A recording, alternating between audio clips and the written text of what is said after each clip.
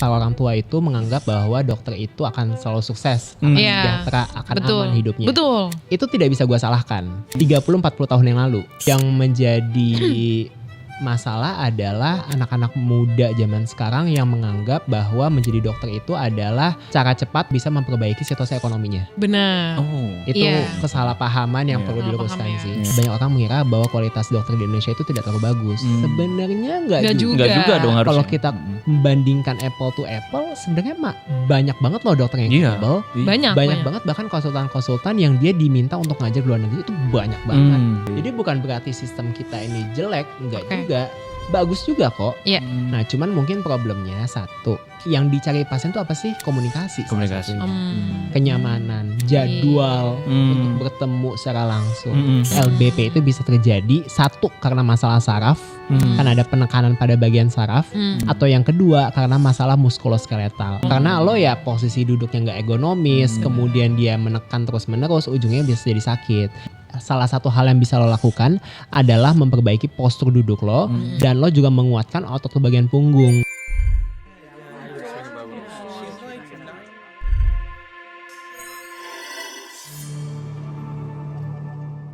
Oke, hari ini aku dan Fatia happy banget karena kita kedatangan tamu. Kalau kemarin kita ngobrolin soal keuangan, hari ini juga kita ngobrolin soal sesuatu yang nggak kalah pentingnya, bahkan penting banget untuk kita semua ya, soal kesehatan gitu. Betul.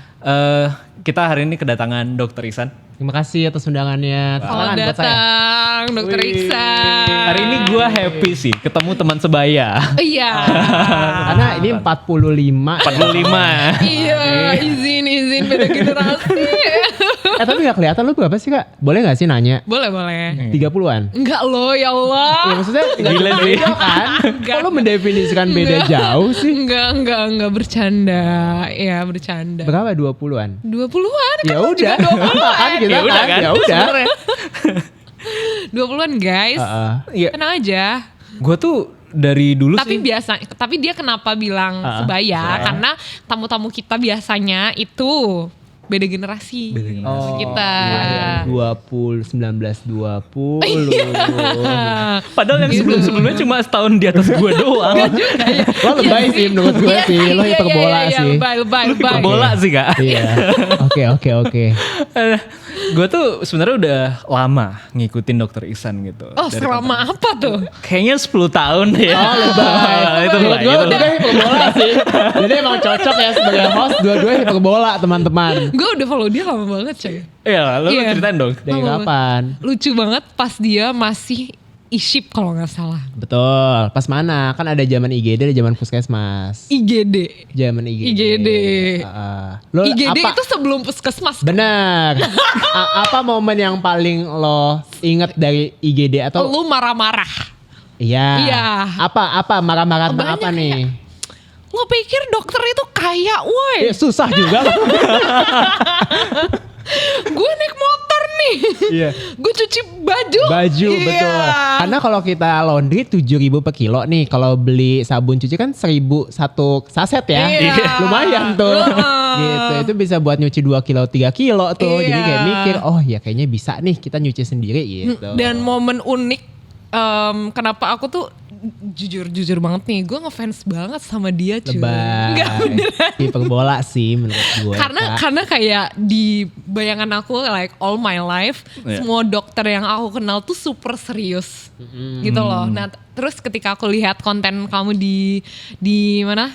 TikTok. Di TikTok tuh kayak gila, lucu banget nih dokter. Emang yang mau lihat umur berapa? 40-50? Ya iya loh maksud gue enggak. Temen gue sebaya seangkatan banyak juga yang jadi dokter. Serius parah yang kayak dari dulu kita sekolah dia yang ranking 1. Yang kayak pulang serba les segala macem. Gue juga iya sih kayak gitu sih. Iya. Maksud gue kayak cuman dia gak lucu aja gitu temen gue. Perbandingannya di situ ya. Kayak wah lucu banget gitu. Jadi kayak mengedukasi tentang oh ya dokter memang penting tapi jangan lupa untuk bersenang-senang. Iya benar. Gitu. Mungkin kalau yang lain capek kayak gue capek gue gitu kali ya. Mungkin gue gitu kali ya. Iya gitu. Ya, Tapi image lu yang di TikTok sama Instagram ini sebenarnya itu juga di real life seperti itu atau ada bedanya juga? Jadi fun fact-nya gini, gue tuh sebenarnya nggak main sosial media sampai dengan gue internship. Nah, ini kunciannya kan? sebenarnya. Jadi gue tuh SMP, SMA, ya main sosial media pun juga seadanya gitu loh. Terus on off. Bahkan followers IG gue tuh dulu pas SMA, sampai SMA sampai kuliah. Iya temen-temen doang kan? Bahkan gue nggak sampai 50 tuh nggak nyampe. Bohong. Bener serius. Lu kunci ya Instagram lu? Gue kunci Instagram gue. Terus habis itu kayak, karena gue maksudnya bukan gak peduli ya, gue kayak udah deh gak usah gitu, gue lebih suka ngobrol. Gue lebih suka ngobrol, terus kayak terlalu overstimulate aja kalau ngelihat hal-hal lain gitu loh. Jadi gue lebih, mungkin mainnya Twitter aja kali. Terus ya udah, akhirnya gue tiba-tiba kepikiran, gue pengen deh bikin video kenang-kenangan hari pertama sampai hari 365 pas magang itu, pas internship. Kan kalau kita magang kan setahun. Gue pengen deh bikin kenang-kenangan, seru nih kayaknya. Gue edit-edit lah awal-awalnya, video-video awal. Kayak hari ini aku lagi gini-gini pakai VO tuh. Day in my life, gitu. Day 1 gitu. Sampailah satu momen ketika gue disuruh jaga IGD dan dapat pasien serangan jantung. Udah, gue nggak tahu gimana motivasi gue tiba-tiba buka TikTok aja, terus gue rekam. Jadi kan langsung di TikTok, nggak pakai HP, misalnya nggak pakai kamera biasa, nggak pakai video bahkan, nggak pakai, langsung di TikToknya. Terus gue yapping. Terus gue gak tahu, gue tinggal tidur, besoknya FYP 500.000. Terus gue kayak, wow. Kayaknya gue salah satunya tuh. Oh iya benar ya. Salah satu penontonnya tuh gue. Terus ya udah gue terusin aja yapping itu. Ya udah sampailah di titik mulai gue. Wow. Terima kasih sudah mention podcast kami. Tapi di kehidupan konten itu gitu ya, kalau ngelihat ke belakang tuh yang paling lu inget pada saat itu apaan? Mungkin momen FYP pertama sih. Itu ya. Itu sih gak bakal. Itu yapping tentang apa, inget gak lo? Tentang gue ketemu pasien serangan jantung pertama kali, terus gue masih gak tahu ini bakal kayak gimana. Maksudnya gue tahu apa yang bakal gue tanganin kan. Tapi alurnya itu kan pasti berbeda dengan alur pas gue pendidikan. Betul. Jadi kalau dulu kan kita time to needle, kalau misalkan orang serangan jantung kan ada pembuntuan pada pembuluh darah jantung. Itu dari awal kita ketemu sampai dia udah di ruang operasi dalam 30 menit doang. Itu kan kayak cepet banget waktunya kan. Nah flow-nya kan gue juga ngikutinnya dalam pikiran gue adalah flow yang ada di rumah sakit pendidikan gue. Tapi kondisinya kan beda. Dan itu ya masalah flow aja sih, gue bingungnya di situ gitu. Nah, gue tertarik sebelum kita bahas lebih lanjut soal TikTok dan Instagram lo sih. Gue tertarik kilas belakang melihat lo sebagai Iksan yang waktu dulu masih kecil mungkin ya. Dan cara pendidikan orang tua lo gitu. Nah, gue taunya lo kuliah di Surabaya, di UNER kan? Sebagai anak Jawa Timur, Jawa Timur kan, Jawa Timur. Kagak, Sidoarjo. Nah. Bangga banget loh sama Dokter Iksan, luar biasa. Kenapa gitu? Luar biasa deh pokoknya. Kayaknya lu hari ini glazing banget ya. Parah. Parah. Matanya cerah sih menurut gue sih. Iya. Orang nggak bisa lihat dari pupilnya ya. Ini pupilnya kayak lebar banget nih. 3 meter ada tuh kata gue. Gitu. Oke. Apa lu pengen anak lu jadi dokter juga? Iya, enggak sih. In another life sebenarnya gue kepengen jadi surgeon. Oh gitu. In another life. Tapi for next time ya ceritanya ya. Hari ini ke Dokter Ihsan dulu, gimana nih dok? Maksudnya pendidikan orang tua. Lu apakah dari kecil udah punya thought proses untuk jadi dokter kah atau sebelumnya seperti apa gitu? Lu full blood, half blood, atau lu blood gue. Gue nggak ada keluarga gue yang dokter, jadi gue adalah orang pertama di keluarga gue. Lu first generation berarti? Betul. Wow. Magel lu dia. Oke. Tapi abang gue kan, gue 3 bersaudara. Tapi abang gue juga tenaga kesehatan. Enggak, dia apoteker sih. Gue dokter. Terus habis itu sebenarnya kalau keinginan dari kecil ya bisa dikatakan ada sih. Dalam artian mungkin gue dulu ikut PMR. Terus habis itu ikut kegiatan-kegiatan seperti itulah sejenisnya. Tapi apakah itu jadi satu-satunya cita-cita gue? Enggak sih. Maksud gue dulu ada opsi-opsi lain yang gue pengen lakuin. Misalkan ambil hukum, gue pernah mention gue pengen ambil hukum. Atau jadi Sadam Permana nih. Benar. Tapi abis itu kata ibu gue, tidak boleh, kamu udah kedokteran. Ya tapi gitu. At the end menurut gue bersyukur sih. Terutama mungkin dengan gue menjadi dokter, gue bisa ketemu dengan banyak orang. Dan ada di titik ini karena gue jadi dokter kan. Mungkin kalau gue ngambilnya ilmu politik, ilmu hukum, belum tentu gue bisa ada di sini gitu. Gitu sih. Oke. Tapi can you say that you are privileged enough gitu untuk choose kedokteran? Iya dong, maksud gue privilege dalam artian paling mudah finance aja sih. Kayak dengan adanya kemampuan orang tua gue untuk membiayai gue les atau mungkin nyekolahin gue dengan biaya dengan tanpa subsidi ya kuliahnya, itu udah privilege banget sih menurut gue. Dan maksudnya kalau gue kan di keluarga cukup egaliter ya, dalam artian ya kalau misalnya kita berdebat aja gitu loh. Gue gak suka dengan pemikiran lo gitu-gitu.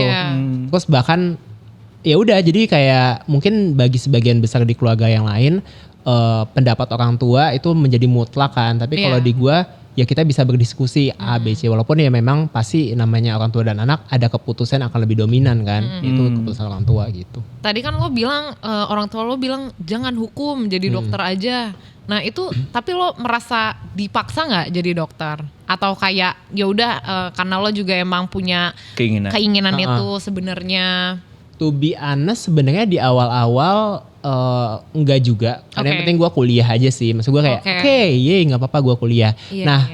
Fun fact-nya adalah waktu itu kalau gue gak keterima kedokteran, terus ibu gue ngomong kayak gini, kalau kamu tidak keterima di FK, mama akan kuliahkan kamu di Madinah. Masya Allah. Maksudnya ya Allah, alhamdulillah. Gak apa-apa. Ya kan? Tapi bukan setelah itu saya melihat pas beberapa saat kemarin tuh gue ngelihat dan diskusi sama orang yang kuliah di Madinah, ternyata seru juga ya ternyata ya. Tapi pada saat itu saya melihat ya kayaknya berat banget nih bahasa Arab terus mempelajari tentang Al-Quran dan hadis, kayak jangan dulu deh. Gak apa-apa deh. Belum siap. Gak apa-apa deh, si kedokteran ini kita terima gitu.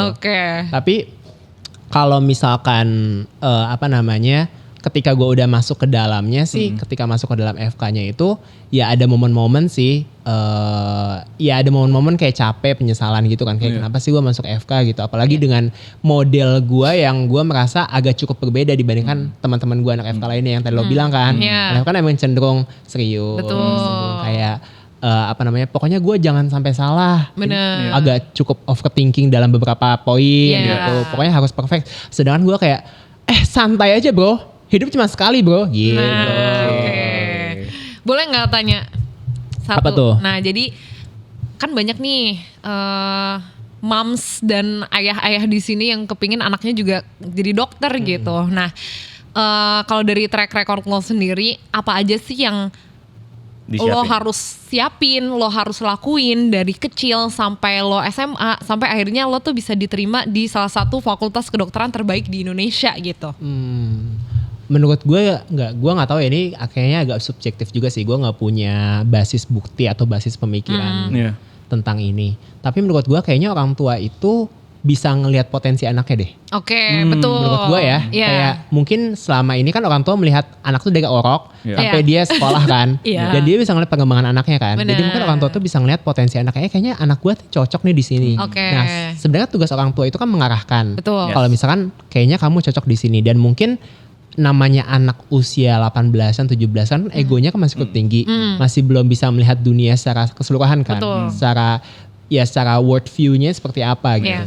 Jadi menurut gue ya peran orang tua di sini dibutuhkan untuk mengarahkan. Tapi bukan berarti ketika proses pengarahan itu tidak ada komunikasi, itu dikomunikasikan ke anaknya juga. Dan salah satu hal yang perlu diperhatikan sih menurut gue daya tahan sih ketika di FK. Karena menurut gue pinter itu penting, tapi daya tahan tuh lebih penting. Maksud gue lo pinter tapi setelah itu akan jauh lebih banyak hal-hal yang berkorelasi terhadap kehidupan lo dan bisa mempengaruhi kehidupan lo. Dan kalau lo cuma mengandalkan dalam tanda kutip kepintaran atau kemampuan akademik aja, menurut gue akan sulit sih gitu. Karena namanya kita ngobatin manusia itu kan bukan berarti A sama dengan A, satu sama dengan satu, tapi satu bisa aja sama dengan satu bisa aja sama dengan 10 gitu loh. 10 tambah 6. 10 tambah 6. Benar. Jangan dong kak. Jangan ya. Saya baru lulus nih kebetulan. Gua agak ngeri kak duduk sebelah lo. Ya, jadi maksudnya banyak faktor-faktor yang bisa mempengaruhi hasil akhirnya sih. Jadi menurut gue daya tahan sih penting. Daya tahan penting ya. Tapi lu dari kecil apakah memang udah seneng banget sama belajar atau lu baru seneng pas kalau gue seneng belajar tapi ketika kuliah jadi lebih seneng gitu. Apakah ada momen seperti itu atau memang dari kecil udah seneng aja gitu? Gue baru sadar kalau gue tuh lebih suka pelajaran soshum dibandingkan pelajaran eksak. Iya. Kapan lu sadarnya? Beberapa tahun belakangan sih. Sosial humaniora tuh Dokter. Ya. Tapi maksud gue bacaan gue sebelum dan bacaan gue pas kuliah pun juga lebih banyak bacaan tentang soshum sih. Maksud gue dalam artian public policy, kemudian ekonomi, kemudian ya pokoknya hal-hal seperti itulah mungkin dibandingkan dengan berapa sih FX sama dengan apa gitu enggak sih. Gue sih matematika agak terima kasih. Tadi aja Mas Iksan juga bawa buku. Boleh aku mention nggak? Boleh. Buku Lenin tadi. Benar. Iya. Jadi itu juga yang dibaca sehari-hari gitu, bacaan-bacaan seperti itu? Enggak juga sih, maksud gue bacaan gue setiap hari Al-Quran ya. Masya Allah. Siap. Jangan lupa ya. Udah 2 bintang tamu loh yang giniin kita. Kayaknya ini sebuah apa ya? Peringatan hidayah bagi kita ya. Iya. Enggak, maksudnya bacaan gue ya kadang gue tertarik aja dengan hal-hal yang mungkin berbeda dan mungkin bisa meningkatkan value gue karena benar sih. Gue juga maksudnya gue mention penjelasan dari Pak Gita sih untuk mengatasi satu masalah kita butuh pendekatan multidimensional. Bukan satu masalah doang. Jadi maksud gue kita mungkin selama ini gue dan mungkin gue persepsi gue sebagai anak FK ya kita kadang melihat satu permasalahan tuh dari satu masalah aja. Misalkan penyakit, oh ini A aja. Tapi mungkin kalau kita tarik lebih jauh, kenapa sih bisa terjadi penyakit seperti ini? Kan faktornya banyak kan. Jadi pendekatannya pun juga harus banyak gitu multidimensional. Yang gue pengen pahamin pun juga lebih banyak. Iya. Dan bahkan gue pernah dengar juga dari teman gue yang dokter juga, bahkan untuk menyampaikan kabar duka itu juga perlu teknik gitu kan. Iya, makanya kan seni kan. Benar. Iya. Nah, pernah ada kesulitan nggak untuk menyampaikan, maksudnya kesulitan dalam bentuk gimana ya supaya wordingnya tepat gitu untuk menyampaikan berita duka pada orang yang berbeda-beda lagi gitu? Iya, pasti ada sih momen kesulitan itu ya. Tapi kita sebagai dokter pun juga yang gue bilang tadi kan medicine is art ya. Kesehatan itu adalah sebuah seni. Dan kita biasanya sih bisa menakar orang itu dari ketika kita bicara ketika konsultasi awal. Misalkan gue ngomong sama lu, kan bisa kelihatan nih ini kayaknya tipe orang yang memang kalau butuh penjelasan kayaknya cukup panjang. Kalau ada ruang untuk diskusi dan straight to the point misalkan seperti itu. Tapi kan ada juga orang-orang yang mungkin penjelasannya dikit aja, ada dia pengen langsung obatnya, pengen kayak gitu. Jadi mungkin bisa dari situ sih ngelihatnya. Dan itu kelihatan dari awal ya sebenarnya? Kalau gue pribadi ya, tapi mungkin bagi beberapa orang lain mungkin tidak. Menurut gue itu art of communication juga ya. Jadi kayak wah ternyata secomplicated itu ya menjadi dokter, kayak bukan hanya lo harus tahu itu penyakitnya apa, tapi juga cara komunikasi ke orangnya supaya orangnya itu paham dan bisa akhirnya di-treat secara sesuai gitu ya. Luar biasa sih. Dan itu kan baru kita rasain setelah kita lulus kan. Bener, ketika actually praktek kan. Iya. Kayak gini deh, kayak gue ngejelasin ke masing-masing podcast aja kan ada penyusunan diksi yang harus gue susun supaya satu maknanya sama nih, tapi gampang dipahami, gitu kan. Itu gue cukup kesulitan sih di awal-awal sih, karena kan kebiasaan di kedokteran, ya gue misalkan bilang, Pak ini mengalami inflamasi, ini ada peradangan. Karena inflamasi ada peradangan, ini radang Pak, gampang aja kayak gitu kan. Itu sih, ada ya pasti ada momen-momen kesulitan kayak gitu. Iya, bener. Karena itu juga kalau menyampaikan anamnesis ya, itu kan juga perlu diperhatikan juga runtutannya gitu. Iya benar. I see. Oke. Nah, selama lo jaga IGD, apa nih episode yang paling dadedor? Kayaknya selalu dadedor nih. Kalau nonton IGD. Iya. Tapi satu deh yang paling lo memorable banget. Banyak sih jujur. Kecelakaan juga sih. Terutama kecelakaan lalu lintas kali ya. Mungkin gue udah sering mention tentang masalah serangan jantung, masalah dan lain-lain. Tapi mungkin yang jarang gue mention tuh masalah kecelakaan sih. Kecelakaan lalu lintas itu kan banyak orang juga yang kalau pakai motor itu nggak pakai helm. Terus ujungnya ada perdarahan pada area kepala dan perdarahan tuh nggak mesti kelihatan loh. Maksudnya mungkin biasanya dia awalnya sadar, tapi kan kita evaluasi tiba-tiba ada penurunan kesadaran. Ternyata ada perdarahan di bagian otak dalamnya. Itu perlu langsung dioperasi gitu-gitu. Jangan lupa pakai helm ya teman-teman. Dan patuh rambu lalu lintas. Kalau anak muda, biasanya kalau ke rumah sakit, kebanyakan anak muda tuh ngeluh soal apa? Kalau ke rumah sakit? Iya, asam lambung. Asam lambung gitu. GERD gitu. Karena sering ngopi gitu-gitu. Ya ngopi, stres. Ya tapi kan kalau kita ngomongin masalah GERD, asam lambung, gastritis, ya you name it lah. Itu kan sebenarnya faktornya banyak ya, bukan cuma dari masalah pola makan aja, pola hidup, bisa kena infeksi juga, bisa juga karena stres juga, itu saling mempengaruhi sih. Betul. Gitu. Gue tertarik deh untuk bicara soal dokter-dokter kita di Indonesia, terutama dokter muda gitu ya. Realitanya di Indonesia itu untuk menjadi dokter itu sebenarnya se-utopia yang dibayangkan orang tua kita nggak sih? Maksudnya kayak kalau lu udah menjadi dokter maka hidup lu akan secure. Iya, hidup lu enak. Enak gitu kan. Kalau ada dokter, bahkan kalau ada dokter di keluarga itu jadi jauh lebih mudah, aman gitu. Sebenarnya ada perbandingan nggak antara si utopia ini sama realita menjadi dokter di Indonesia? Jadi mungkin secara umum kan paradigma berpikirnya para orang tua itu menganggap bahwa dokter itu akan selalu sukses, akan sejahtera, akan aman hidupnya. Betul. Itu tidak bisa gue salahkan. 30-40 tahun yang lalu pemikiran seperti itu ada. Tapi kan zaman berubah ya. Benar.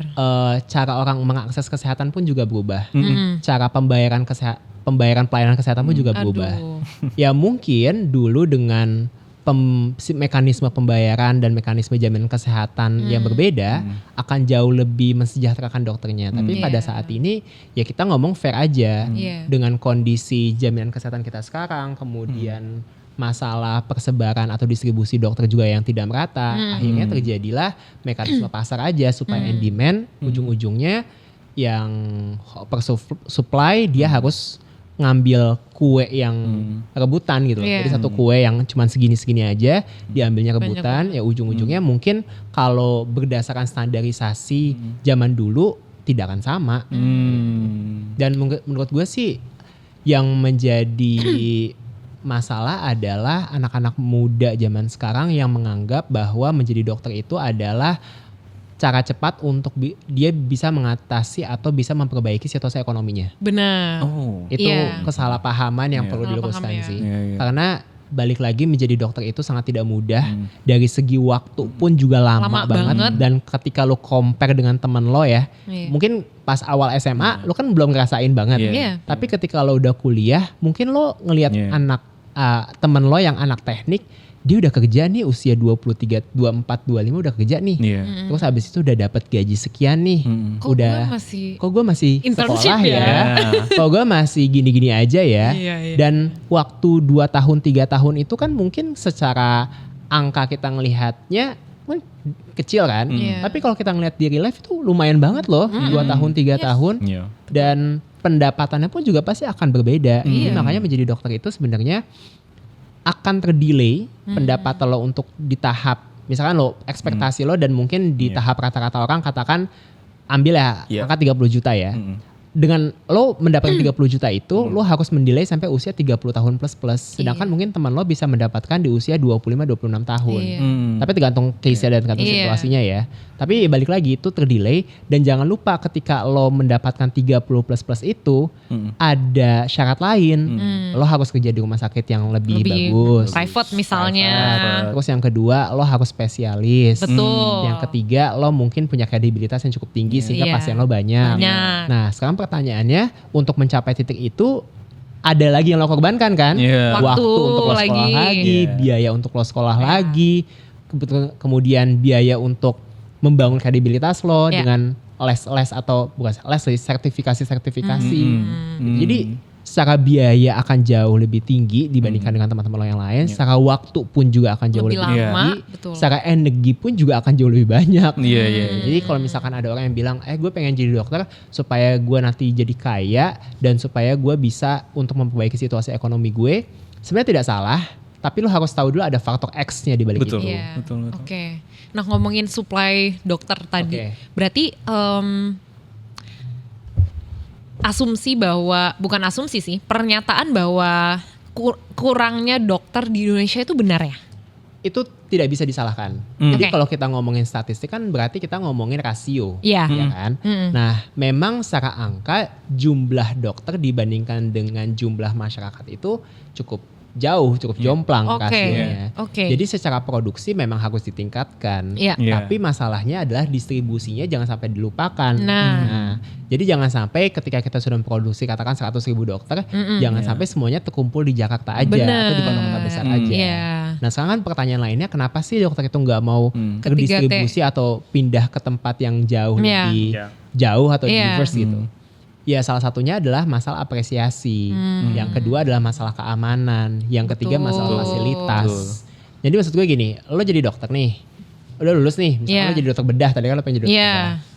Terus lo udah lulus nih, oke gue udah sekolah nih, total 12 tahun nih saya sekolah, 11 tahun, 12 tahun, lama kan? Lama tuh. Terus habis itu lo punya 2 opsi, oke gue kerja di rumah sakit di daerah Jakarta atau Surabaya dengan gaji katakan 40 juta sebulan, atau gue kerja di daerah katakan di Sorong Papua dengan gaji 20 juta per bulan, oke. Mungkin ada beberapa orang yang gue pengen mengabdi dengan 20 juta sebulan. Tapi ada faktor X lainnya. Yang pertama mungkin keamanannya tidak terlalu terjamin. Atau mungkin yang kedua fasilitasnya tidak ada. Jadi misalkan lo pengen ngebedah nih, gue udah mempelajari teknik membedah dengan cara cuma 1 senti sayatan.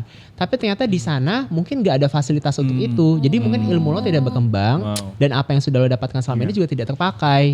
Itu mungkin permasalahan yang sangat kompleks ya. Jadi banyak faktor-faktor lainnya yang mempengaruhi pengambilan keputusan seorang dokter itu untuk mempertimbangkan kerja di bagian luar. Tapi sebenarnya gue harus mengapresiasi pemerintah saat ini. Jadi sekarang tuh sudah ada tambahan tambahan apresiasi anggaran untuk seorang dokter yang mau bekerja dari luar dapat 30 juta apa kalau nggak salah. Gitu, itu hal yang dapat fasilitas akomodasi tempat tinggal juga. Itu ada juga. Di beberapa tempat ada. Jadi itu emang salah satu insentif ya. Insentif yang sangat-sangat baik sih untuk mendorong distribusi supaya lebih merata. Nah, sebenarnya kan juga gue melanjutin apa yang Kak Fatia tanyain juga ya. Sebenarnya masalah pemerataan ini kan muncullah banyak solusi dari yang bahkan nyeleneh sampai yang benar-benar secara sistematis juga ada gitu. Nah, gua tuh lebih sering mendengar yang nyeleneh ini. Menurut gua itu nyeleneh. Contoh. Tapi gua pengen tahu pendapat lu. Orang banyak berpendapat kenapa nggak kita lakukan penambahan fakultas kedokteran di seluruh Indonesia dengan jumlah yang lebih banyak aja gitu. Nah, gue sempat tanyain ini juga ke teman-teman gue bahwa penambahan ini justru nggak menjawab permasalahan apapun. Menurut lo gimana? Benar. Tadi kan kita ngomong masalah rasio, kita ngomongin masalah jumlah dokter, dan kita ngomongin masalah distribusi. Betul. Memang secara jumlah dia berkurang, secara jumlah dia tidak cukup. Secara distribusi pun juga tidak merata. Nah, sekarang gimana caranya untuk meningkatkan jumlah itu? Adalah dengan produksi lebih banyak dokter. Benar. Nah, opsinya kan ada 2 nih.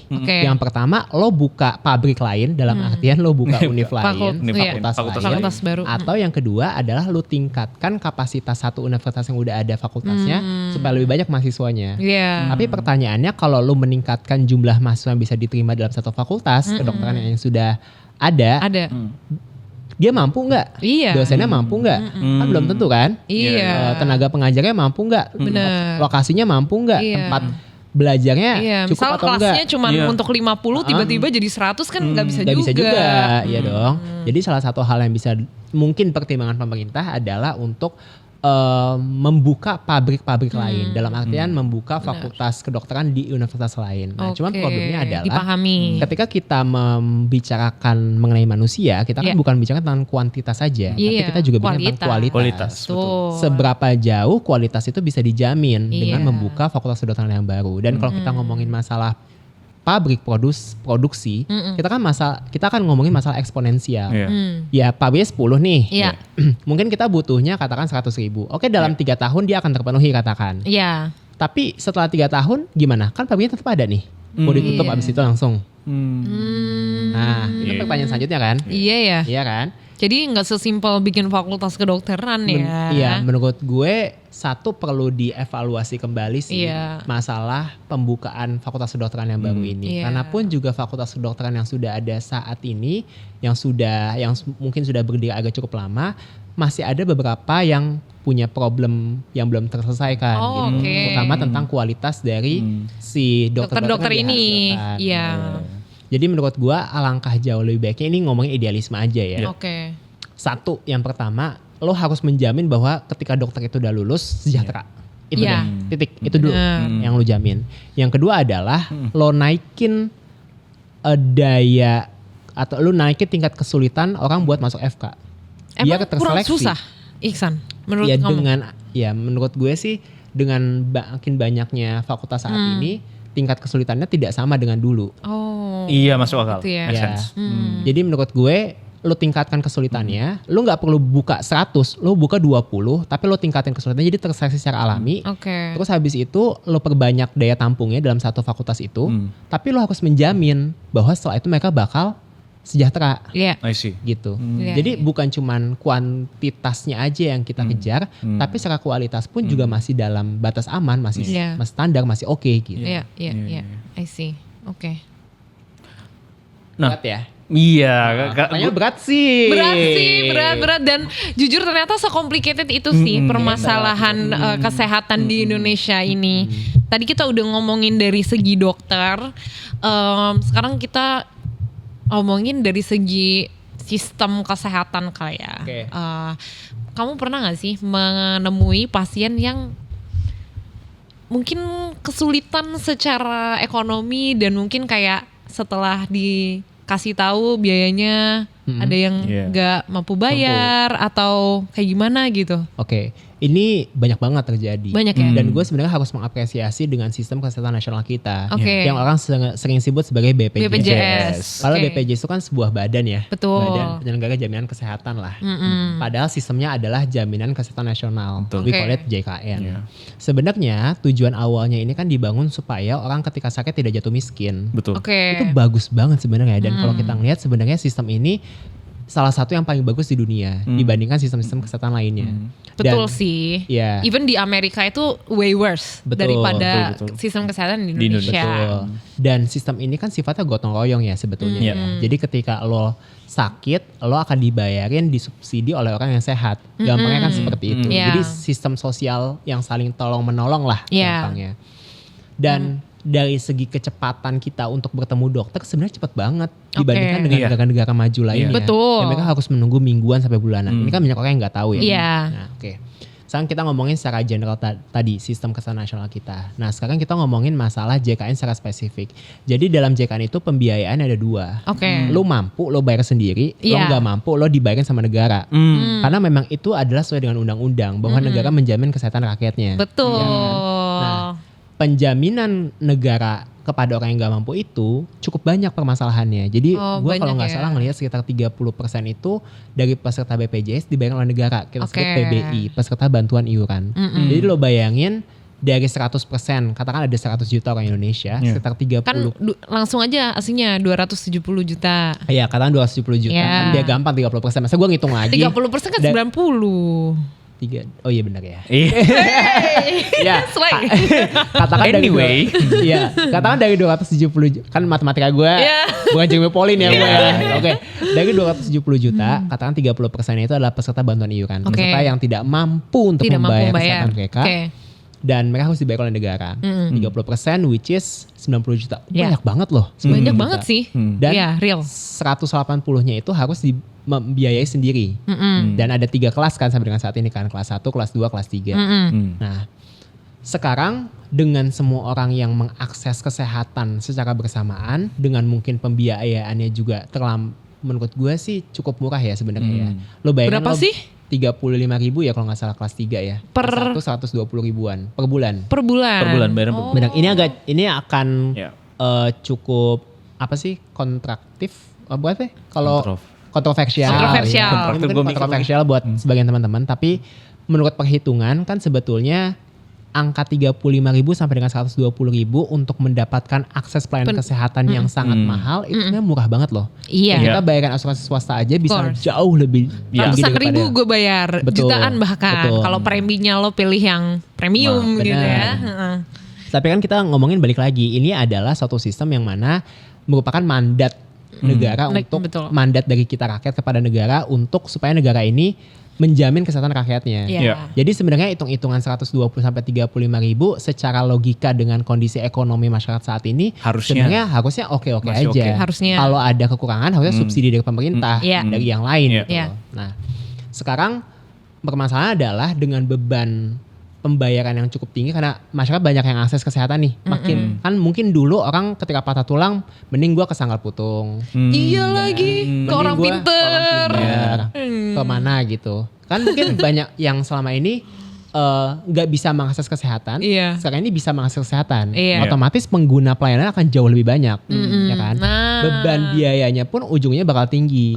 Tapi yang dibayarkan itu tidak sampai segitu, nggak bisa menutupi, makanya akan terbentuk defisit. Nah, salah satu yang terjadi ketika defisit defisit kan sampai bilang bayar nggak bisa bayar itu kan, ya, betul. Jadi defisit. Nah, mungkin salah satu yang banyak terjadi di lapangan sampai dengan saat ini adalah gimana caranya untuk melakukan efisiensi anggaran itu. Mungkin katakan dari pembiayaan yang mampu dibayarkan oleh sistem itu. Supaya tidak terlalu besar cost-nya, yang diturunkan adalah cost pembiayaan jasa, dalam artian pembiayaan jasa nakesnya. Jadi kebanyakan nakes-nakes itu makanya tidak sejahtera. Tidak sejahtera karena penekanan dari cost itu. Tapi sebenarnya balik lagi, menurut gua kalau kita ngomongin secara konsep, BPJS itu adalah sistem yang sangat bagus. Memastikan sebenarnya idenya bagus. Idenya bagus banget. Memastikan bahwa setiap orang itu jangan sampai ada jatuh miskin ketika sakit. Betul. Nah, sekarang permasalahannya jangan sampai juga orang yang nolongin tidak sejahtera. Nah, itu. Gitu. Betul. Jadi ketika memang ada orang yang sakit dan mungkin ketika terjadi defisit, itulah tugas negara sebetulnya kan untuk memastikan bahwa kalau lu sakit, lu aman, tapi jangan sampai yang nolongin lu nggak sejahtera juga, kan? Itu adalah mandat di undang-undang kan sebetulnya. Betul. Nah tapi, memang tidak ini adalah fakta bahwa banyak sekali yang mendapatkan manfaat dari ini, itu udah pasti gitu ya, pasti. Tapi tidak menutup kemungkinan juga bahwa masih ada hal-hal yang bisa diperbaiki, ya kan? Banyak sekali hal-hal yang gue baca di threads gitu ya, bahwa ada beberapa pasien-pasien BPJS ini yang mungkin penanganannya itu tidak cepat atau kayak terlambat, atau misalnya mereka harus kayak diputer kemana dulu, kesini dulu baru akhirnya bisa ditanganin. Nah itu gimana? Kita ngomongin 2 case kali ya, case poli dan case IGD. Boleh. Nah mungkin masyarakat belum tahu juga, masih banyak sih yang belum tahu. IGD itu kan instalasi gawat darurat. Betul. Yang gawat darurat aja nih yang datang ke sini nih. Kalau lu kutil, lu panuan, lu bisulan, itu nggak darurat dong. Kayaknya nggak darurat deh. Nggak dong. Ya, jadi datanglah ke poli. Kalau IGD itu kan memang poli itu puskesmas. Poli itu beda lagi. Enggak, poli itu kayak lu datang ke praktek dokter yang klinik. Itu poli klinik. Poliklinik. Nah, jadi kalau misalkan lo serangan jantung, lo stroke, ya otomatis lo datangnya ke IGD. Karena IGD itu berdasarkan kegawat dauratan. Penanganannya kan. Dan berdasarkan prioritas. Semakin lo gawat daurat, semakin cepat ditanganinya. Nah kebanyakan orang merasa bahwa IGD adalah bypass ketemu dokter. Supaya gue cepet aja ketemu dokter. Padahal gak gitu. Lo akan ketemu dokter ketika lo memang benar-benar gawat daurat. Dan sistem ini kan terjadi di seluruh dunia, bukan cuma di Indonesia. Bahkan kemarin juga ada konten kreator yang dia ke IGD aja untuk menangani keluarganya harus nunggu 5 jam buat ketemu dokter. Karena semuanya berdasarkan tingkat kegawat dauratannya, ada assessmentnya, itu IGD ya. Yang kedua adalah masalah poliklinik. Nah jadi di Indonesia ini kan dia sistemnya adalah sistem rujukan ya. Betul. Nah, jadi kalau semua orang nih sakit apapun, dia langsung ke spesialis, langsung ketemu dokter di rumah sakit, gak bisa dong. Jebol nanti sistemnya. Gak bisa. Lu bayangin lu dokter bedah, lu ketemu 100 pasien sampai 200 pasien per hari. Gak bisa. Gak bisa Pak. Gak bisa. Dan apakah semua masalah pembedahan harus ditangani sama dokter spesialis bedah? Tidak juga. Kalau cuman tumor-tumor jinak kayak lipoma, apa tuh namanya, kista yang kecil-kecil, itu sebenarnya masih bisa ditangani oleh kita dokter umum. Jadi makanya masyarakat nggak semuanya sakit kanker kan? Enggak. Kebanyakan kan batuk pilek, hipertensi, mungkin diabetes yang masih awal-awal, yang sebenarnya secara kompetensi gue sebagai dokter umum gue bisa nanganin. Makanya masyarakat ini yang katakan ada 100 penyakit nih, katakan ada 100 orang, kan yang penyakit beratnya paling cuma 10, 80 sisanya, 90 sisanya kan penyakitnya ringan-ringan aja. Masih bisa gue tangani sebagai dokter umum. Nggak gawat darurat. Nggak gawat banget. Ya gue nanti datang dulu ke dokter umum, ke poliklinik. Dengan poliklinik tuh dokter umum ya? Enggak juga. Ada juga yang spesialis. Jadi dia poli. Jadi datanglah ke praktek biasa, bukan praktek yang gawat darurat ya. Jadi kalau gawat darurat emang ruangan gawat darurat. Kalau ini kan praktek dokter yang kita ketemu konsultasi langsung secara langsung kan. Yang berdua doang itu. Namanya poliklinik. Baik. Yang konsultasi secara langsung. Ya itu. Nah, jadi lo dengan 80-90 orang yang sakitnya masih ringan ini, ya lo ketemu dulu sama dokter umum, which is di vaskes pertama di klinik. Nah nanti dokter umum screening nih, kayaknya ini penyakitnya lebih berat deh. Nah ini perlu gua rujuk nih, baru gua naikin lagi ke atas, yang fasilitas lebih tinggi, dan kalau memang dirasa perlu ke spesialis, ke spesialis. Kan kayak gitu sistemnya. Jadi jangan sampai semua masyarakat itu bertumpuk di satu rumah sakit dan satu spesialis aja. Kalau kayak gitu nanti jebol sistemnya, nggak akan kuat juga dan nggak akan bisa juga seperti itu. Makanya kan di semua sistem di seluruh dunia juga semua ditangani dulu oleh GP jatuhnya, general practitioner, oleh dokter umum atau yang mengakses dulu nih penyakitnya apa. Kalau masih ringan ya gue tanganin dulu di sini, yang fasilitasnya memang cukup standar dan memang bisa mengobati sesuai dengan keadaannya. Kalau diperlukan ya gue rujuk vertikal nanti ke atas. Gitu. I see. Jadi permasalahan itu tuh terjadi karena ya ini ya kurangnya mungkin edukasi masyarakat tentang bagaimana sistem BPJS itu seharusnya bekerja dan juga mungkin kekurang pahaman masyarakat awam gitu ya terhadap kondisi penyakit yang sebenarnya mereka alami gitu ya. Apakah kayak ini tuh gawat nggak, perlu ke IGD nggak atau di poli aja. Masyarakat sih pasti menilai semua penyakit pasti gawat kan. Darurat dong, namanya juga panik ya kan. Panik pasti kan. Itu tidak bisa disalahkan sih, tapi maksudnya itulah peran kita sebagai seorang dokter, bukan cuman sebagai kuratif aja. Kan kita ada 4 peran ya, ada promotif, preventif, kuratif, rehabilitatif. Jadi bukan cuma mengobati aja, tapi promotif, preventif juga nih. Kayak misalnya kita ngasih tahu nih di masyarakat umum, kalau sakit ini tuh aman loh, gak apa-apa loh, kapan lo perlu evaluasi. Itu peran promotif, preventif. Termasuk dengan mempromosikan mengenai sistem ini, supaya masyarakat tuh juga sesuai dengan alurnya. Nah, Siap. Gua tuh sebenarnya kalau gue kan dari Pontianak gitu ya. Nah jadi kalau masyarakat Pontianak gitu, ketika ada sebuah penyakit yang rasanya itu sulit ditangani oleh dokter lokal di Pontianak misalnya, mereka tuh akan selalu punya opsi untuk beralih ke luar negeri. Yang paling dekat adalah Penang. Kucing. Oh ke Kucing. Ke Kucing, Malaysia. Kalau di ke atas doang. Ya cuma ke atas doang. Nah sebenarnya ini berlaku ke lini masyarakat manapun, bahkan yang ketika punya masalah gawat darurat mereka beralih ke Singapura. Nah ini sebenarnya apakah ada kaitannya dengan pertama, apa mungkin ada kaitan dengan kualitas dokter kita, itu satu, atau yang kedua adalah soal kelengkapan alat gitu, fasilitas gitu. Nah sebenarnya kenapa kita tuh masih banyak masyarakat yang merasa bahwa perlu untuk mengobati penyakit mereka itu di luar negeri karena mereka merasa lebih secure, mereka lebih tenang gitu ya, karena lebih trust gitu ya. Padahal di Indonesia juga sebenarnya harusnya kita nggak meragukan itu gitu, karena kita percaya dengan kualitas pendidikan kedokteran kita di Indonesia. Itu sebenarnya seperti apa lu menanggapinya? Oke, ini sebenarnya masalah yang lu jelasin kan tadi udah sempat di-mention sama Kak Fatia ya. Jadi lebih ke trust aja sih, lebih ke kepercayaan seorang itu kepada dokter. Bisa disalahkan Kak? Bisa disalahkan nggak? Enggak juga. Karena penyedia jasa itu kan didasari atas trust. Lo mau pakai jasa lo, gue mau pakai jasa lo kan berdasarkan gue percaya sama lo.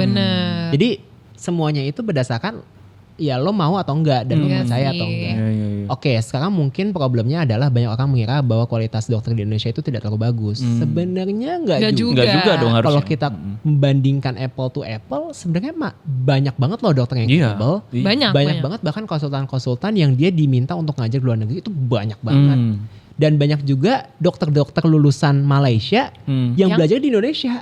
Gitu. Masa kelas internasional yang banyak mahasiswa dari luar, ya ada juga gitu. Jadi bukan berarti sistem kita ini jelek, enggak juga.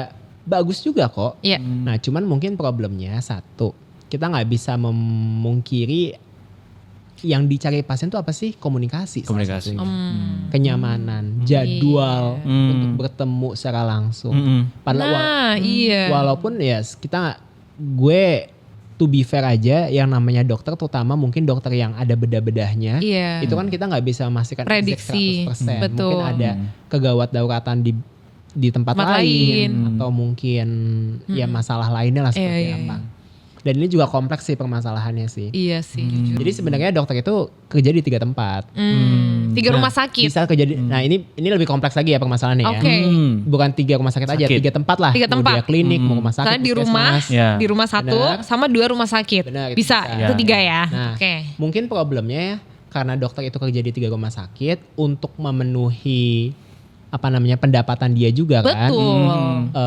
Ketika dia praktek di satu rumah sakit, jadwalnya bisa jadi tidak sesuai, tidak match dengan apa yang dijadwalkan pada saat itu. Nah, berbeda mungkin halnya dengan di negara lain yang mungkin dokter itu cuma dengan kerja di satu rumah sakit sudah bisa mencukupi kebutuhannya. Iya gitu. sih. Jadi lebih sama kompleks ya lagi kayak dosen kenapa nerima job lain di luar kampus ya simply karena sistem kita belum bisa mensejahterakan ya. Berarti yang diperbaiki adalah sistemnya kan. Semuanya sistemnya. Dan yang terdampak adalah masyarakat atau pasien secara personalnya. Malah masalahnya itu lebih kepada sistem. Nah, sekarang tadi kan salah satu yang jadi permasalahan waktu, kemudian cara komunikasi. Peralatan menurut gue ada dan bisa aja ada perbedaan yang signifikan terutama di daerah. Ya mungkin kakak kan case-nya Pontianak dan mungkin Kucing ya. Pontianak mungkin memang kota yang ada di Kalimantan, tapi kalau kita bandingkan dengan Jakarta atau Surabaya tentu nggak bisa beda. sama kan. Jadi mungkin distribusi fasilitas itu juga menjadi PR bersama gitu. Dan karena mungkin belum rata dan fasilitasnya itu mungkin ada certain facility yang memang terbatas, oleh karena itu harganya bisa mahal juga nggak? Gue nggak bisa nggak terlalu ya, nggak tahu harganya sih. Oke. Tapi lo ngelihat ini untuk let's say kurun waktu 5-10 tahun ke depan, itu mulai ada nggak gambaran bahwa kayaknya pemerataan dokter di Indonesia tuh akan mulai terlihat rata gitu, atau apakah kita masih menghadapi concern yang sama soal itu, atau ini balik lagi ke pemerintah untuk bisa memformulasi kebijakan yang tepat gitu? Saat ini sebenarnya ada beberapa program pemerintah yang dia berusaha untuk mendistribusikan dokter umum ke daerah-daerah. Dan juga ada program insentif tadi ya yang kita bahas. Berusaha mensejahterakan dokter di daerah, harapannya dokter itu mau ke daerah gitu kan. Jadi sebenarnya program distribusi ini menurut gua pelan-pelan diperbaiki. Dan masalah produksinya pun juga menurut gua pelan-pelan diperbaiki. Cuman memang kita nggak bisa mungkiri dalam semua proses kehidupan itu akan ada masalahnya dan akan ada bottlenecknya kan. Tinggal didiskusikan aja dan dikomunikasikan gitu. Cuman apakah arahnya makin lama makin baik? Gue bisa bilang iya dari segi distribusi dan produksi untuk mengejar ketinggalan itu. Cuman pertanyaan yang harus diajukan kembali adalah apakah ini adalah pilihan yang tepat dan apakah yang kita lakukan itu sudah benar. Dan apakah kita sudah mensejahterakan dokter-dokter ini? Gitu. Itu perlu dievaluasi. Itu pertanyaan lainnya ya. Oke. Lanjut nih ke your personal experience sebagai dokter. Pas di puskesmas. Lo waktu itu di puskesmas mana? Di daerah Bangka juga, di Pangkal Pinang. Nah, selama lo praktek di puskesmas ada nggak sih penyakit yang concerning banget? Nah, contoh gue ada temen FKUI, dia di puskesmas di daerah Jawa Barat, Kuningan gitu ya.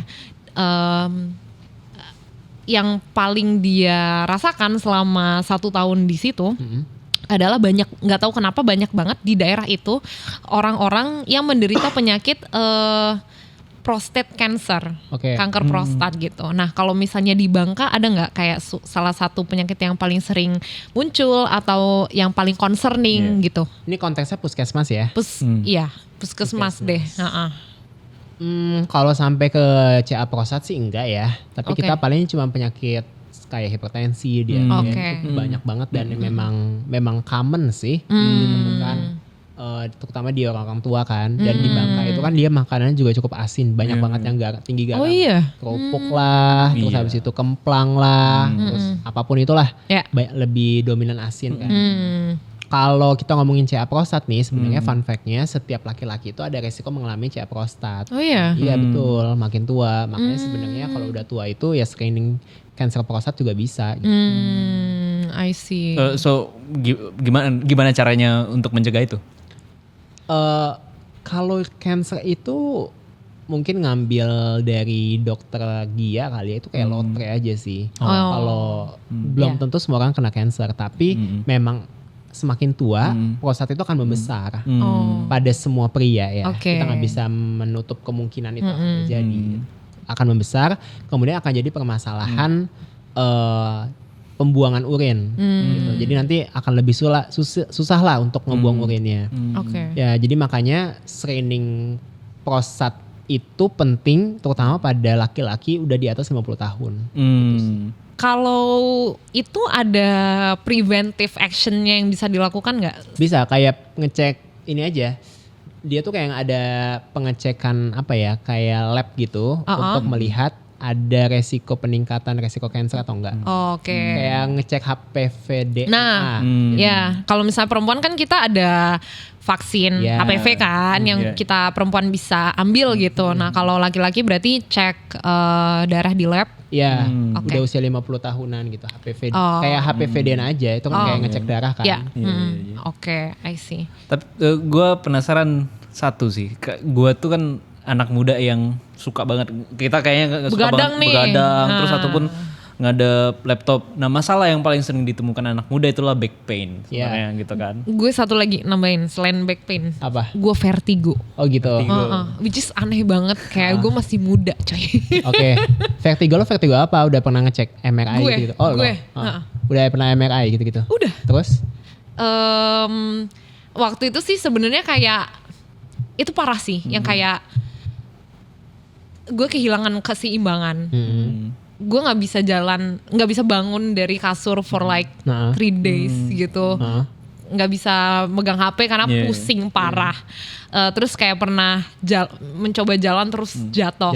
Iya. MRI terus hasilnya aman semua otaknya? Aman sih, aman. Cuman kayak ya emang ada episode tertentu. Iya. Stresornya tinggi nih. Iya. Oke. Terus sampai LBP terus habis itu. Gue sih kepengen taunya kayak apa yang bisa diambil dari pelajaran masa lalu soal orang tua kita. Kayak orang tua kita kan mobilitasnya sangat tinggi banget gitu ya. Tapi kalau anak muda sekarang kerjanya benar-benar depan laptop atau ya masalah-masalah yang unik tuh selalu muncul lah gitu. Nah sebenarnya lu vertigo sih unik banget sih sebenarnya. Gak mau kok, tim gue juga vertigo kok. Nah, gue kepengen tahu sebenarnya apa sih sebenarnya anak muda bisa lakukan untuk menghindari penyakit-penyakit yang sebenarnya harusnya ditemukan di usia tua gitu. Iya, itu problemnya ke pola hidup sih sebenarnya. Pola hidup ya. Dengan kemudahan saat ini dan mungkin tuntutan kehidupan saat ini yang berbeda dibandingkan dulu, ya otomatis mungkin penyakit-penyakit yang kita pikirin bisa terjadi di usia 50-60 terjadi lebih muda.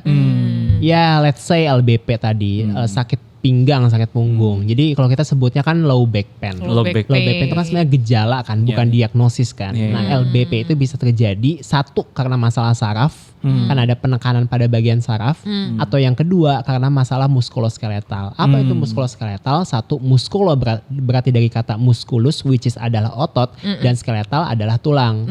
Nah, jadi sebenarnya lebih banyak diakibatkan karena muskuloskeletal itu. Karena lo ya posisi duduknya nggak ergonomis, kemudian dia menekan terus-menerus, ujungnya bisa jadi sakit. Makanya sebenarnya salah satu hal yang bisa lo lakukan adalah memperbaiki postur duduk lo dan lo juga menguatkan otot lo bagian punggung. Jadi jangan malas olahraga karena olahraga itu kebutuhan hidup kita. Gitu. Olahraga tuh bukan cuma buat lo ngisi waktu luang, tapi itu kehidupan buat badan kita juga supaya kita bisa tetap aktif di usia tua gitu. Dan yang harus kita kuatkan adalah core muscle. Core muscle itu bukan cuma bagian ABS aja, Pilates. tapi dia sampai bagian belakang semua. Jadi kayak tabung gitu loh bentukannya. Itu LBP. Jadi sebenarnya lebih ke pola hidup sih. Lo duduk tiap hari kan juga ujung-ujungnya dia bisa bikin postur lo jelek. Dia bisa bikin jadi kalau kita ngomongin masalah bagian belakang itu kan dia kayak tabung ya. Dia kayak tulang-tulang vertebra tuh kayak tabung. Nanti di bagian depan ada saraf nih. Kalau lu duduk terus-menerus kayak gini, dia kan sebenarnya neken nih. Kan antar tabung-tabung itu kan dia kayak tulang-tulang tapi ada benjolan di tengahnya kan. Ada diskus kita sebutnya. Ada membalnya lah, ada apa sih? bumpernya. Dia ada yes. bumpernya. Nah kalau ini lu duduk terus menerus, dia akan neken-neken, si bumpernya akan nonjol. Dia neken saraf, akhirnya bisa terjadi kecepit itu. Iya, kecepit. Ini OOT ya, nggak usah dimasukin, nggak apa-apa. Gue cuman pengen cerita aja karena relevan. Tante gue kecepit, terus dioperasi. Masih pemulihannya tuh lama loh. Dia nggak bisa jalan sekarang, masih kayak susah banget gitu. Iya itu dia, makanya salah satu yang bisa lo lakuin adalah lo kuatin otot. Karena kan emang makin tua itu kita juga akan makin mengalami proses degeneratif kan, penuaan. Ujungnya dia bisa menyempit kayak gitu. Dia bisa nekan saraf. Makanya lo kuatin ototnya supaya dia jatuhnya nggak jatuh banget. Karena kebetulan dia IRT ya, jadi dia memang sehari-hari kegiatannya ya udah duduk HP-an aja gitu, nggak terlalu yang kayak berkegiatan jalan atau apa gitu. Ya itu. Anyway. Jadi itu sebenarnya jadi problem aja sih tentang gimana cara orang untuk mengubah pola hidupnya. Nah sekarang masalah lo nih vertigo. Kita udah kayak konsultasi ya. Konsultasi nih. Ya, vertigo itu ada 2 sebetulnya. Vertigo sentral sama vertigo perifer. Jadi di otak kita itu ada, di tubuh kita itu ada 2 sistem yang bisa mengatur keseimbangan. Betul. Satu bagian otak, yang kedua bagian telinga. Nah pada bagian telinga itu kita sebut sebagai vertigo perifer, vertigo yang bagian luar. Jadi kalau ada masalah di telinga, ya itu bisa aja mengganggu keseimbangan kita. Tapi yang perlu diketahui adalah kalau misalkan vertigonya berlangsung terus menerus, kemudian berlangsung dalam jangka waktu yang lama, nggak ada perbaikan, kita perlu concern apakah ini vertigo sentral atau enggak. Makanya tadi gue tanya, lo sempet nggak dicek otaknya? Aman sih. Kalau misalkan aman ya semoga emang bukan masalah vertigo sentral gitu. Iya, I see. Oke, nah terus kembali lagi ke Dokter Iksan. Kan lo pertama kali konten tuh karena pas lo yapping di IGD kan. Dan berlangsung sampai sekarang gitu ya. Luar biasa. Terus ya gue ya. Ke podcast gue yapping lah ya. Tiap hari gue yapping aja, oke. Dan gue menarik banget nih sama series lo yang MPR. Tahu nggak lu? Gue nggak tahu lagi. Ada dia bikin series menjawab pertanyaan rakyat. Oh iya, gue tahu. Lucu banget. Ada nggak pertanyaan paling unik dari rakyat? Aduh. So far. Jadi sebenarnya mungkin background story dulu kali ya. Oke, boleh. Si MPR ini terbentuk tidak sengaja pada saat demo tahun lalu. Oke. Demo rame-rame itu. Iya. Jadi kan kalau kita bikin IG story kan ketika kita bikin IG story kan ada momen question box. Ada. Kan? Orang kan bisa nanya tuh di situ. Betul. Terus gue ada satu momen kayaknya kalau cuman gue jawab by question box aja akan hilang deh. Bener, karena story kan 24 jam doang. 24 jam. Dan kalau gue ubah jadi reels kayaknya bosen. Bener. Maksud gue kayak banyak orang seperti itu. Terus gue mikir gimana caranya gue escalate dan gue ada diferensiasinya lah dengan orang lain. Terus karena momen lagi demo, kayaknya lucu nih, tiba-tiba gue keceletuk MPR. Apa ya MPR ya? Oh, menjawab pertanyaan rakyat. Ya udah, gue bikin aja kayak gitu. Terus ya udah menjawab aja kan. Banyak tuh pertanyaan rakyat tuh. Ada aja. Sangat unik ya. Unik. Dan gue bisa di tag kan, kalau di TikTok kan kita bisa di tag. Gue sering tahu ngetekin dia. Oh iya. Gue jangan bukan mention dia, lagi jujur. Kalau ada yang belum terjawab gue kirim di WA. Langsung ya, oke. Terus habis itu ya udah muncullah dari situ dan pertanyaan-pertanyaannya pertanyaan yang kadang umum kadang nggak umum aja gitu. Yang nggak umumnya sampai gue lupa karena saking banyaknya. Tapi bagus sih, gue suka banget inisiasinya karena kan kayak akhirnya mungkin ada wadah gitu ya bagi masyarakat awam yang kurang paham tentang kesehatan untuk bertanya dan mendapatkan penjelasan dari dokter. Makasih loh. Makasih. Luar biasa. Sudah nonton loh. Gue mah nonton gue sebenarnya sih happy banget ya karena banyak banget dokter yang udah mulai merambah menjadi content creator juga gitu. Karena ya seperti dulu dengan sekarang itu jauh berbeda banget untuk bisa akses terhadap informasi terhadap kesehatan gitu. Kalau sekarang kan gue happy banget kayak gue mention dokter Adam, dokter Iksan, dokter Tirta, dokter Nadira gitu. Dari berbagai lini tuh ada gitu. Nah, tapi gue pengen tahu pendapat pribadi lo sih. Sekarang menurut lo apakah menjadi content creator bagi seorang dokter tuh dalam tanda kutip sunnah muakkad gak sih untuk dilakukan gitu supaya lo bisa menyebar informasi ilmu tadi gitu. Menurut lo pandangan lo tentang ini seperti apa gitu? Ya kan tadi kita udah sempet mention kalau misalkan peran dokter ada 4 ya, promotif, preventif, kuratif dan rehabilitatif. Okay. Nah masalah menjadi influencer quote unquote seorang content creator quote unquote seorang bukan penjelas apa sih kalau orang yang menjelaskan ke umum tuh apa? Apa ya? Gue jadi lupa. Edukator kesehatan itu kan bagian dari 4 itu peran kita sebagai seorang dokter. Jadi ya kalau dibilang sunnah muakkad ya iya karena memang itu salah satu tugas kita juga untuk mempromosikan dan mencegah penyakit itu bisa terjadi. Dan cara dokter menyampaikan kan beda-beda. Betul. Ada yang mungkin straightforward to the point gitu ya. Dan pasarnya tuh marketnya juga beda-beda. Ada, of course. Karena manusia pun juga beda-beda kan. Nah, sekarang pertanyaannya adalah gimana caranya supaya dokter-dokter itu bisa lebih menjangkau banyak masyarakat karena disinformasi pun juga semakin banyak banyak gitu. Gitu aja sih. Oke. Mungkin sebelum ke lo, iya. Gue lebih pengen tahu juga soal ini. Kita tadi sempat bicara soal dokter di Indonesia dan apa status ekonomi dan lain segala macam. Gue pengen tahu kalau lo misalnya mendapatkan, let's say lo mendapat tawaran untuk kerja sebagai dokter di luar negeri gitu, versus tadi yang udah lo jelasin kerja sebagai dokter di Indonesia. Ada nggak kemungkinan lo akan memilih kerja jadi dokter di luar negeri atau gimana? Konteksnya klinis ya, kerja kayak di rumah sakit. Iya. Mungkin ada pertimbangan itu, tapi mungkin nggak sebesar. Ini konteksnya klinis ya. Klinis lo definisi kerja di rumah sakit aja ya. Tanpa memikirkan peran gue sebagai seorang influencer. Enggak. Ini jauh banget. Murni jadi dokter. Mau jadi dokter aja. Gue akan memikirkan dan consider untuk itu sih. Konteksnya adalah mungkin ya kesejahteraan tadi. Yang kedua gue pengen melihat gimana sistem mereka tuh bekerja. Maksud gue pengen aja gitu melihat kayaknya seru nih kalau misalkan kita nge-compare sistem kesehatan di Indonesia sama kesehatan di luar negeri gitu. Dan gimana sih lingkungannya itu ada kan pasti berbeda kan. Kita boleh ngomongin project lo gak sih di sini? Nggak apa-apa sekalian dipromosin ya. Pitching boleh juga. Oke. Nah, kita ngomongin peran dokter sebagai promotif tadi gitu ya. Iksan udah mengambil langkah salah satunya menjadi edukator kesehatan di platform sosial medianya. Dan tapi baru-baru ini gue lihat dia punya peran baru nih selain menjadi dokter. Lebih baru tadi pagi ya 3 jam yang lalu.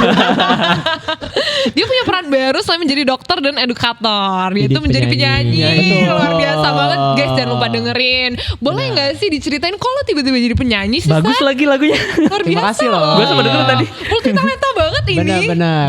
Jadi balik lagi semua berasal dari ketidaksengajaan. Jadi kan gue lagi ngeliat kalau di social media itu kan lagi heboh-heboh orang bikin boy band gitu lah ya. NPD salah satunya ya. NPD salah satunya. Terus ada juga boy band yang lain. Betul. Gitu. Terus gue mikir kayaknya seru deh kalau kita mengedukasi dengan cara yang berbeda. Dan yang menjadi concern gue sampai dengan saat ini dan memang banyak gue temuin kan masalah serangan jantung. Which is kalau orang serangan jantung kemudian dia henti jantung ya di RJP dong. Di jantung kan. Bukan ditepok-tepok tuh. Jangan dikasih teh hangat. Iya, jangan sampai pas gue datang ditepokin ternyata tepoknya tepok pramuka. Enggak dong. Jangan dong. Jadi ya itu dengan RJP. Nah, gimana sih caranya supaya kita bisa mengedukasi RJP supaya tidak orang skip, supaya bisa masuk ke telinga mereka dan supaya mereka setidaknya tahu nih, saya awareness-nya dulu deh, kena deh. Kayak ternyata kalau orang henti jantung, orang nggak sadar dia dipijat jantungnya, bukan ditepok-tepok, bukan dikasih teh manis gitu. Ya terus kepikiran ya udah pakein aja, bikin aja jadi lagu. Dan kebetulan kan gue juga mainnya sama beberapa dokter lain. Mana dokter Alip. Ya udah terus habis itu gue bikin lagu tentang RJP. Jadi ini belum gue utilize lagi sih kontennya sih. Jadi kalau misalnya lo dengerin lagunya, sebenarnya dia itu beatnya, nadanya sesuai dengan beat RJP. Wow. Dia ketukannya 120 kali per menit. Tolong dimasukin ya.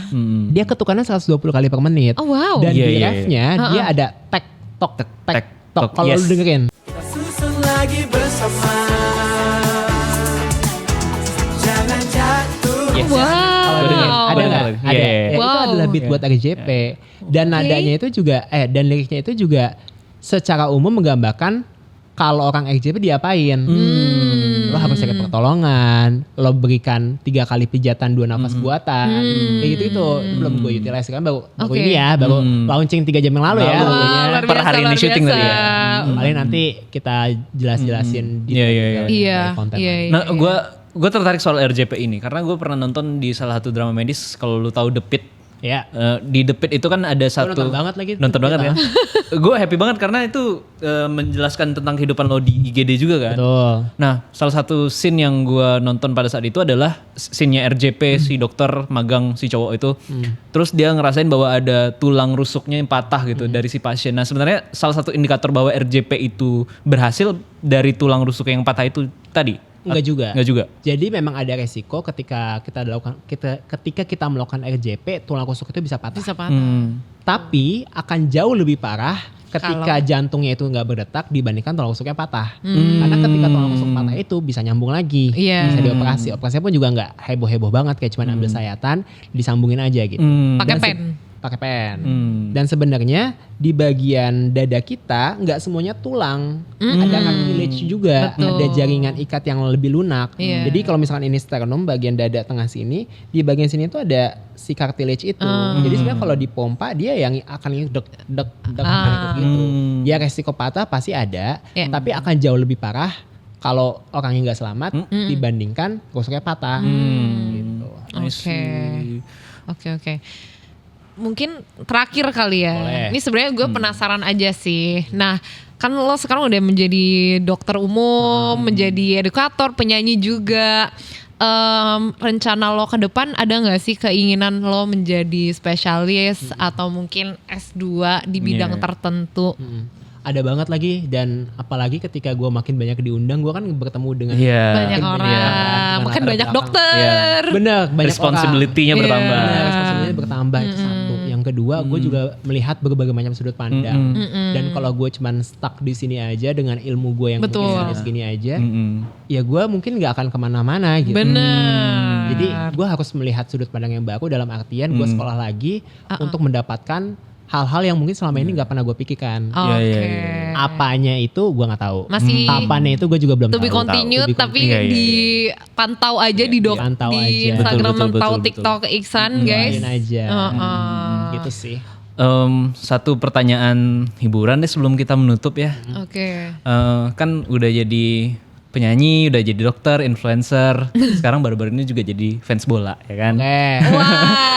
Bakal nonton Arsenal nggak tahun depan? Insya Allah. Kita nonton langsung di London ya. Iya, ikut Zahid ya. Mungkin nextnya kita bisa undang Zahid ke sini. Barengan sama Dokter Iksan. Langsung di London ya. Iya. Udah mulai menghafal? Belum masih di sana dia. Iya, masih di sana. Oke. Nah, gue pengen lo ngasih satu pesan aja untuk anak-anak muda yang mungkin lagi kepengen juga jadi dokter atau lagi merintis studinya menjadi seorang dokter. Ada nggak pesan-pesan yang bisa lo sampaikan kepada mereka? Tetap semangat, tetap jalani apa yang menjadi pilihan hidup kalian, dan sebenarnya semua itu cuman butuh waktu aja sih untuk menjawab kegelisahan atau pertanyaan kalian. Tapi jangan pernah lupa juga untuk selalu mencari hal-hal yang baru, dan jangan lupa juga untuk mengevaluasi apa yang telah kalian lakukan selama ini gitu. Wow. Dan kayaknya kita bisa simpulin bersama ya bahwa pokoknya menjadi seorang dokter itu harus riset terlebih dahulu. Ini tidak hanya soal memulihkan status ekonomi, jauh dari itu. Bahkan kalau kita bicara menjadi seorang dokter kan pertanggungjawabannya juga beda dan besar banget gitu. Kita membicarakan tentang menyelamatkan nyawa orang lain gitu. Jadi mungkin kalau teman-teman ingin menjadi dokter ya pertimbangannya itu tadi. Kayaknya lo sepakat nggak kalau gue bilang bahwa ada gaya hidup yang mungkin lo harus korbankan untuk menjadi dokter gitu. Setuju. Ya sepakat banget lah ya. Karena lo tidak lagi jadi orang yang sama seperti dulu. Ketika lo jadi dokter ya ada hal-hal pola hidup yang lo harus ubah gitu ya. Dan bukan hanya jadi dokter doang sih, maksudnya berbagai semua profesi. pekerjaan pun. Apapun ya. Oke. Dan ada yang mau lo tambahin mungkin? Mungkin yang gue dapatin kan dari obrolan kita 1 jam ke belakang adalah ternyata jadi dokter itu nggak sesimpel lo pinter menghafal, lo bisa jadi dokter, lo pinter biologi, lo bisa menjadi dokter, tapi ternyata banyak lagi seni-seni lain yang lo harus kuasai untuk bisa menjadi dokter dan juga gain trust dari pasien lo sampai akhirnya lo bisa dipercaya masyarakat untuk menyembuhkan dan menolong nyawa-nyawa orang lain.